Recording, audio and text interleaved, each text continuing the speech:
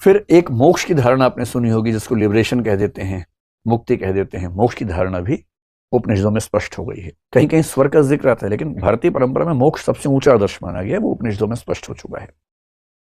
फिर आपने एक पुनर्जन्म यानी कि रीबर्थ नाम की चीज सुनी होगी, और भारत के लगभग सब लोग मानते हैं कि हम मरने के बाद पुनः पैदा होते हैं, और हम जो पैदा हुए हैं उसके पीछे भी हमारा जन्म रहा है। ये जो धारणा है, ये धारणा उपनिषदों में स्थिर हो चुकी है पूरी तरह से। इसलिए ये सारी की सारी धारणाएं, आत्मा हो, मोक्ष हो या रीबर्थ हो। और आपने एक शब्द सुना होगा, ब्रह्म।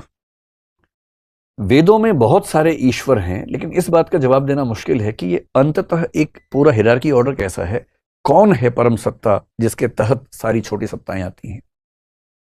उपनिषद तक आते आते मान लिया गया कि एक परम तत्व है, वो ब्रह्म है। और जब आप लॉजिकली आगे बढ़ेंगे तो आपको मानना पड़ेगा कि ब्रह्म भी सगुण नहीं, निर्गुण है। निर्गुण का मतलब होता है जो निराकार है, जिसकी विशेषताएं बताना संभव नहीं होता है। नेति नेति आपने एक शब्द सुना होगा, न इति न इति। परम तत्व ऐसा भी नहीं है, परम तत्व वैसा भी नहीं है। ये क्यों होता है आगे चल के समझेंगे। आज तो केवल एक इंट्रोडक्शन है, जब विस्तार में किसी विषय पे आएंगे तब समझेंगे कि ऐसा क्यों बोलना पड़ता है।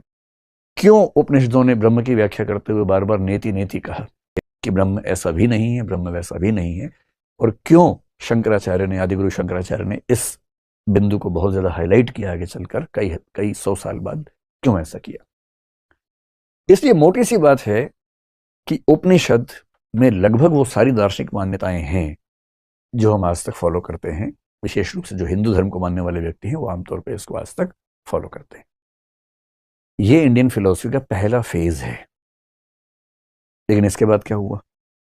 इसके बाद कहते हैं कि जब वैदिक कर्मकांड काफी ज्यादा बढ़ा, तो बहुत सारे लोगों की रुचि इन चीजों से हटने लगी, और विशेष रूप से पशु बलि पर आधारित जो यज्ञ थे उनको लेकर एक सामाजिक विरोध शुरू होना हुआ।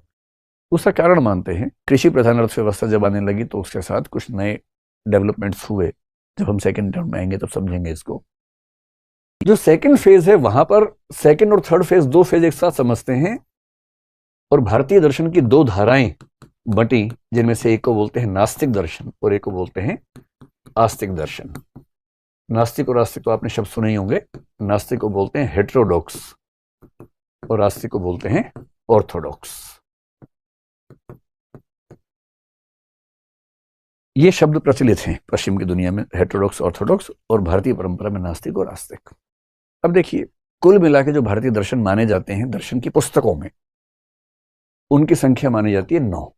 और ये 9 कौन है? वेद उपनिषद के बाद के दर्शन है। वेद उपनिषद